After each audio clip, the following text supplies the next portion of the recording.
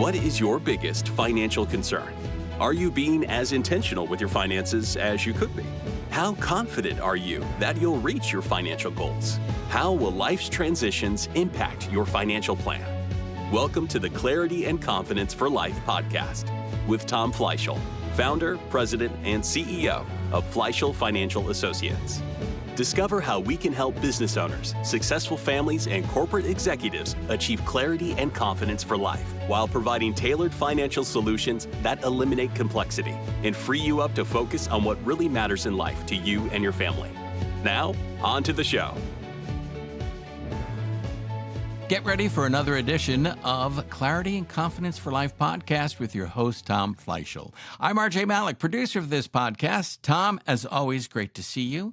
I see you have a guest, so why don't you introduce your guest and tell us what you're going to be talking about on this edition of Clarity and Confidence for Life. Absolutely. Thanks so much, RJ. So here at Fleishel Financial Associates, we're always talking about clarity in your finances, your decisions, and your daily life. So today, we're thrilled to welcome someone who brings that same spirit into the world of organization and mindset. Miriam Ortiz y Pino is joining us to help bring a little more clarity into all of our lives. So Miriam, you're a CPO, a certified professional organizer, and a money breakthrough business coach. That's such a powerful combination, I think, and it immediately made me curious. So I'd love for you to share a little bit about your journey with our listeners. How did you come to earn those credentials? Well, when I decided I was unemployable from working with other people as my bosses, I decided to do my own thing. And when I looked at what I was good at and what I enjoyed doing, it was organizing. I had done it at every job I had ever had. So I thought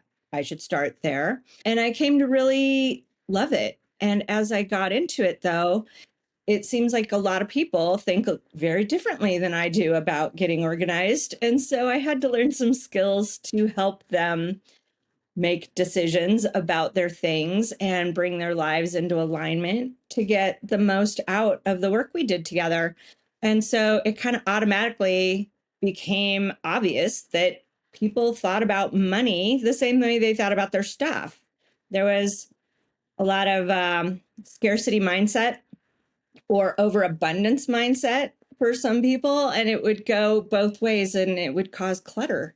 And so I started looking into that relationship and luckily found a fabulous program to teach me some skills to work with that. What a neat story. That's awesome. We all struggle with clutter in our mind and clutter in our stuff and clutter everywhere. So it's something we all need to address. Let's start with this idea of mindset. So why does the way we think about our money shape so much of how we experience it? Well, it's all about the self-talk in our brains. We are constantly providing a feedback loop to ourselves about how we interact with the world. And if you are avoiding your money, I guess it's how you do one thing is how you do everything concept. If you're looking at your money and your financial situation, if you don't know what the things mean and avoid finding out, if you put it off till later because it's not affecting your day-to-day, all of those things show up in how you interact with your things as well. So it's about talking more kindly to ourselves and empowering ourselves to understand what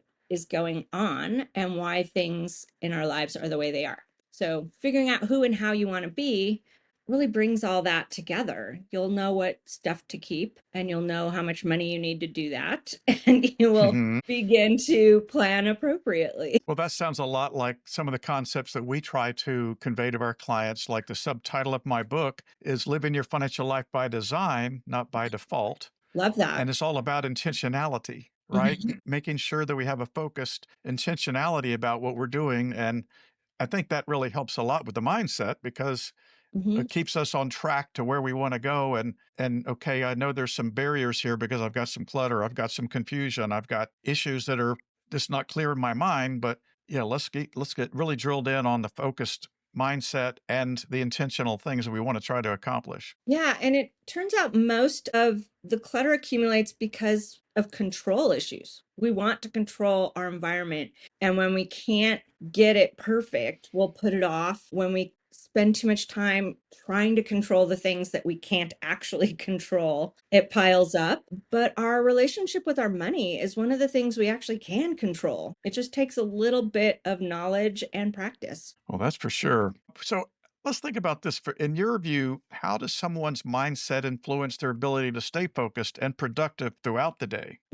Well, when you recognize that who and how you want to be is a belief, and you can create that for yourself, and then your emotions and actions flow from that belief, you can create actions that actually get you towards your desired outcome. Whereas if you don't spend enough time to figure out what that is, you're just going to be doing the things you've always done in the way you've always done them. And the change won't really happen because our brains are really good at maintaining that status quo. And so having a desired outcome that's exciting to you, that motivates you, allows you to stay more focused. You can always return to, why am I doing this? Right.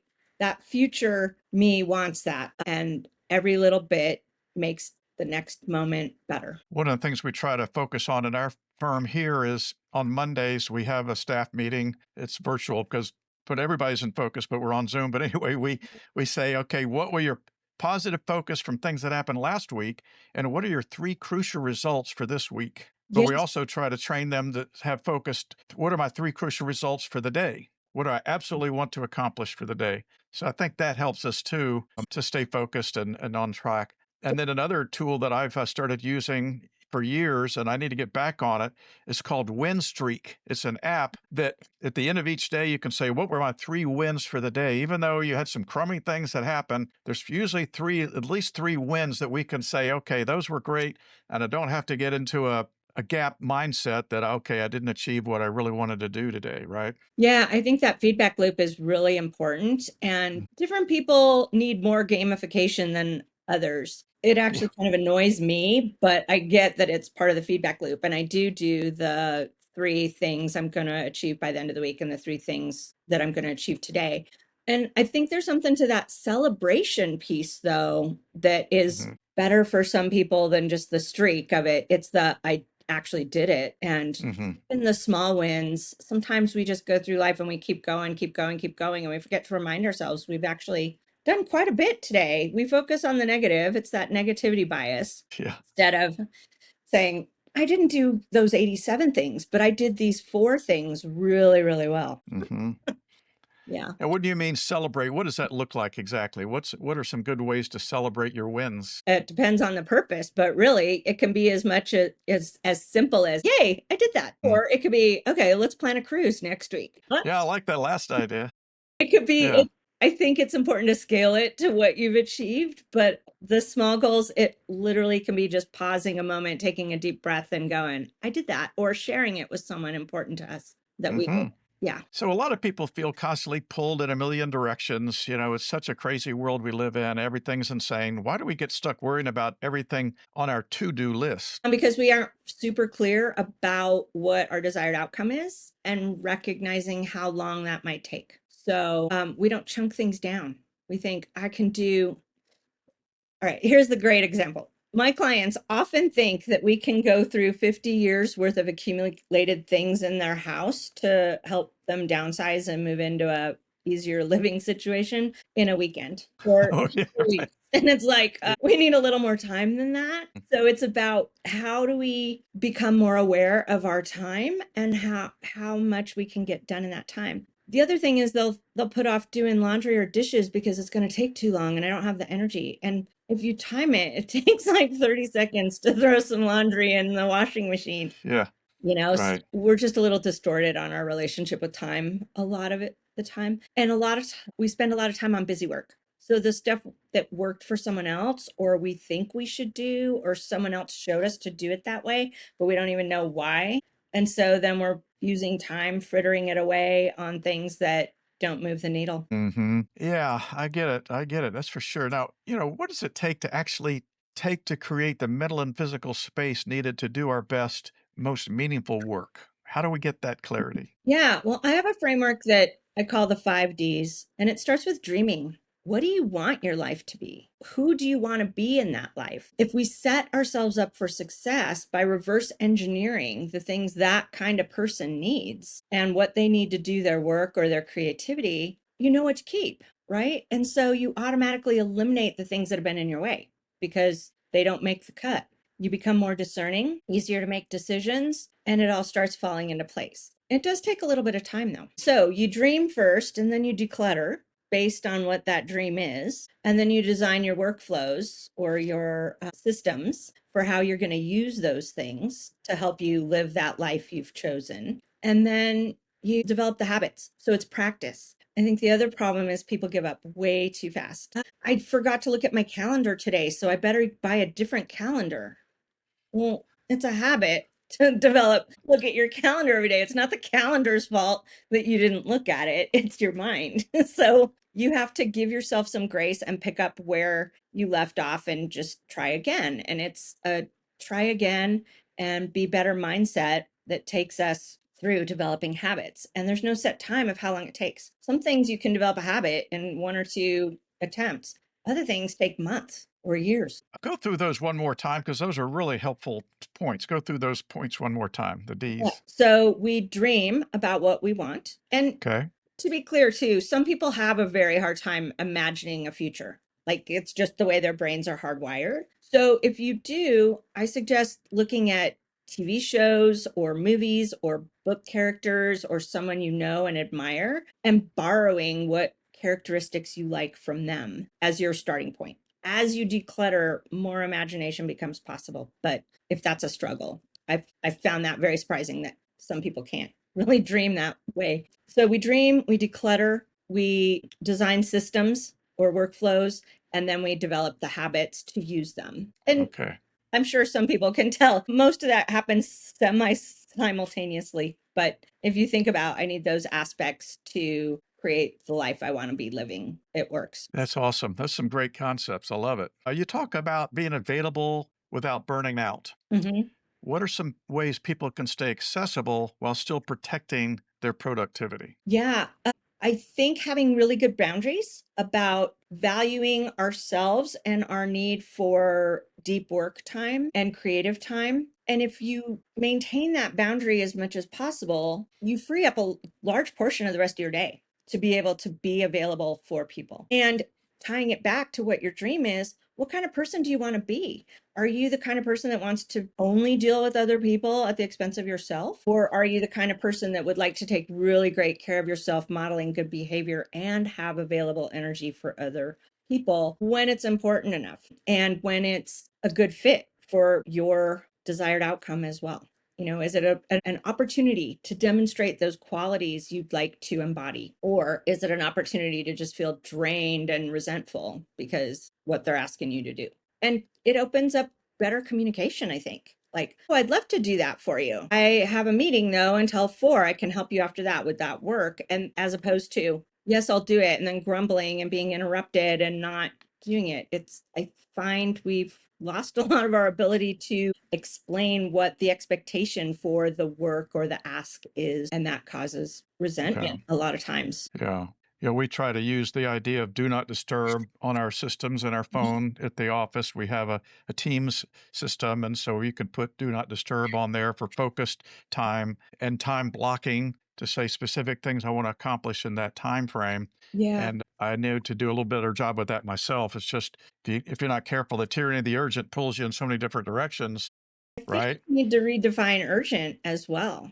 Like Yeah. someone else's urgent isn't my important. And alternatively, thinking about how what you're bringing to the table in work or in family or with friends, what are you bringing that is so indispensable that you are the only one that can solve something? It might not be your job to do. Right. Just because you can doesn't mean you are the best solution overall for the bigger picture of the goal of the organization or of the family unit or for yourself. So understanding how those work together. You can always show up as yourself. Doesn't mean you have to be unlimitedly I just made up a word. I liked it. Yes, unlimitedly available. Yes, that's good. So, yeah, the boundaries are important. We need to set those lovingly with family and friends and be able to communicate that, I could really focus in on that, but just I have this first. Is that okay? Right? That's the kind Yes. of thing to be Yes. able to say. Or which of these is more important to you? Which one should I prioritize if Hmm. you're an employee? Yeah. Yeah. And I always, when staff are overwhelmed and I've got these different things, say, okay, you've already given me A, B, C, D. Where's the priority with what things you want me to do? Right. Yeah. I find So, that's the hardest part about working for myself. Well, I'm the one yeah. assigning myself all these things. Yeah. Yeah. Where does that fall into case? Yeah. Now, we all have clutter, physical, digital, emotional. Mhm. What should someone do with all that stuff feels like it's blocking their progress? Let go. No, let it go. I mean, it's so easy, but it's hard. I get that. So practice with the very obvious things. Let go of the trash and then let go of the stuff that would be nice to have or super, excellent version of a thing and get comfortable with the 80/20 rule. I can do 80% of my work and it'll be very good. It doesn't have to be perfect, but recognizing too, like it's usually emotion. Well, there's two reasons we hang on to things. It's emotional connection and mixing up that emotion is about a person, not about the thing. And sometimes that person is ourselves or a person we'd like to be or used to be. And so there's that identity piece. Like, is that Hmm. actually who you want to be in the future? Is that who you are right now? Or is this just something from the past that you're not Hmm. actually participating in it anymore? And the other reason is I have no idea. It just left my brain. It's all right. That's all right. One of the things my wife always says about the wardrobe is pretty cool. It's an idea. She says, does this bring me joy to wear this anymore? Mhm. And if not, gives to Goodwill, right? Yeah, I will say the problem with joy is we experience emotions differently in every moment. And right now Mm. you might be frustrated about something else. And you're like, no. I think it's one of several questions you should ask yourself, but it is adjacent to, is this serving my life right now? Yeah.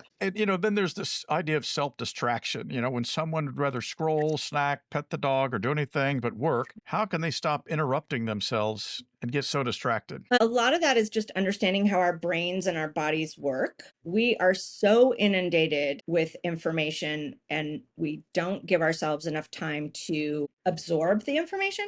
We really need rest and downtime. And it's not about working 24/7. We have to sleep. We have to let our brains do it. And sometimes after we've been really creative or in an intense situation, we need that downtime. The problem with using scrolling to do that is it's giving us dopamine hits the whole time. So you're not actually resting. And so people often say, I'm too tired to declutter.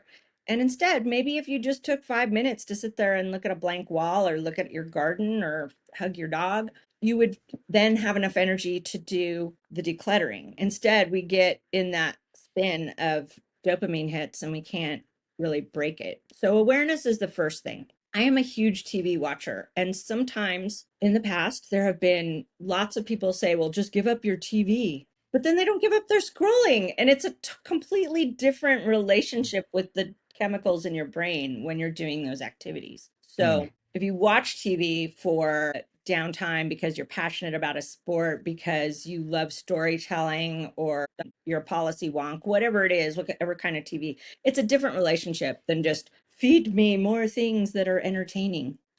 How often should you think about decluttering in your life? Is it something you try to do every day, once a week, once a month? What's your frequency suggestion about that? Okay. If you spend the time to actually declutter everything in your house that doesn't serve you, it's just an ongoing maintenance thing. You will never, ever have to do a major declutter again because you will be curating as you bring in a lot more frequently. And that doesn't mean there's no clutter. Everybody has clutter. I have little pockets of clutter right now. I've been on a few big projects. There's a few things that need attention, but I now have the systems in place and have the habits to put my things away when I'm done with that project or that thing.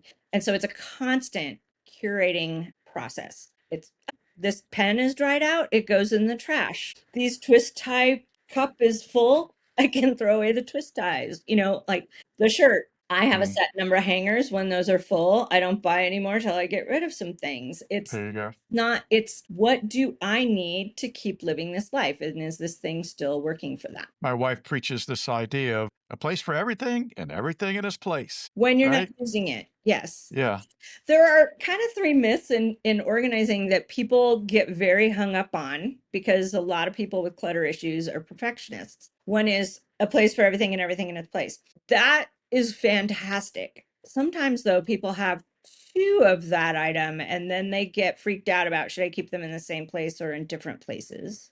Hmm. And sometimes they keep things just because they have the space. Well, there's room Hmm. right here. This will be its space instead of do Hmm. I use it or do I? And the other one is touch a piece of paper once, because just to open the envelope and just dispose of the marketing materials inside with your statement or the letter, it takes touching it several times. And so people Mm, freak out and then they don't open the thing because they're like, if I open it, I can't touch it again. All right. yeah. Have a system of where it's going and just move it to the next step of the process, Mhm. not complete it in one step. And then finally, systems and routines, why do they matter so much? What's the difference? What difference do they make in someone's day-to-day life? Yeah, every time we have to think through the steps of a process, it takes energy. So when we're learning something new, it takes more energy.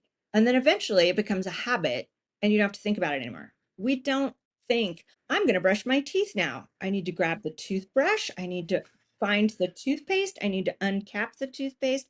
I need to put it on my toothbrush. I need to add some water. I need to swish it around my mouth for 2 minutes, whatever it is. You don't think those steps through anymore. Yeah. And that frees up energy. When Mm. you pull out of your driveway, you probably do the same things in your car every time you get in the car without thinking through the fact that you've checked the mirrors, put on your seatbelt, adjusted the radio, double checked the kids are in the back seat, whatever. It's not thought of that way. You just do it. And so Hmm. the more things you can create a routine around, the better, because you're using less energy to do those things. It becomes muscle memory and a different part of your brain that's working. And so every single routine you set up allows you more energy and it creates that ability to oversee things. So when like you reach into your purse and you're used to the key always being in the same pocket in your purse and it's not there, something's gone wrong, right? Mhm. It allows you to check and have oversight. Or why is the milk not back in the refrigerator? Who forgot to get milk?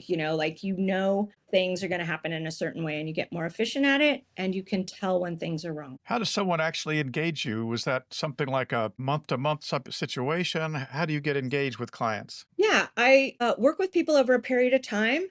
They can book a consult to see what their situation is and which of my packages is the best fit for what they're trying to accomplish. Yeah, but it's typically 3 months or 6 months at a time, and we tackle all the things together so that it works long term. And you have clients probably all over the country. I do. Yes. Hmm. Good for you. Very, very helpful information. Thank you so much, Miriam. I appreciate it. This has been very helpful for our listeners. So many of us really need to declutter and get our lives back on track. So thank you for that. I appreciate it. It was very helpful for me, too. I got a room here that needs to be decluttered. Absolutely. Miriam, before you go, can you give us some contact information? Yeah, the easiest way to contact me is through my website, morethanorganized.net. There's a contact form there or a link directly to my calendar if you want to have a conversation. And it's also the place where you can find all the free resources I offer and connect with my other socials. It's all on that. Okay, excellent. Tom, your contact info. Just reach out to us, our website at fleishelfinancial.com. And our book, Clarity and Confidence for Life, has a special page there. And now it's available in audiobook as well. We just released the audiobook. Thank you for that, RJ, too. Okay, yes. Thank you, both Miriam and Tom. And thank you for listening to the Clarity and Confidence for Life podcast. We ask you to share this podcast, rate it, and leave a review because this actually helps others find the show. Again, thank you for listening. And for everyone at Clarity and Confidence for Life, I'm RJ Malik, and we look forward to you joining us